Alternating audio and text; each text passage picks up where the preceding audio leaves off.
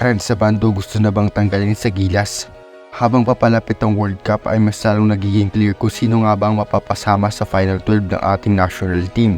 Now, may mga usapan sa social media about kay Ren Sabando at Kiefer Ravena na kung sino nga ba ang mas deserving sa kanila. At sinabi nga ni Quinito Henson na may mas sense kung may pasama sa Kiefer Ravena kumpara kay Ren Sabando sa Final 12 dahil mas malaki umano ang maitutulong ni Kiefer pagdating sa experience sa international competition. Agree ba kayo sa sinabi niya? Well, kung iisipin natin, mahirap na talaga yung sitwasyon ni Renz dahil kalaban niya sa posisyon sina Dwight Ramos, Chris Yusam at Jordan Clarkson. Habang si Kiefer naman ay pure point guard talaga. Dagdag pa dyan na si Coach Reyes yung coach na talagang mas favorable kay Kiefer. Alam ni coach yung playstyle ng mga Ravenas. Pero aside from that, pas lamang talaga si Renz kumpara kay Kiefer.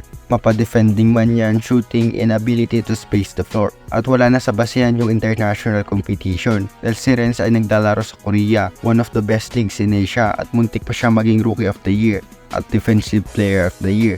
Sobrang laking mga fits yan. Kaya naman talaga sobrang laking BS yung sinasabi na hindi pa prepared si Renz sa mga international stage. Dahil siya mismo ay nakakaranas ng international presence sa Korea. Deserve din naman ni Kiefer mapasama sa Final 12. Pero kung makabalik si Scottie, I don't think we need Kiefer that much. While Renz can play the position 1-3, solid backup ni Dwight Ramos. What do you guys think? Sino sa tingin nyo ang mapapasama sa dalawa?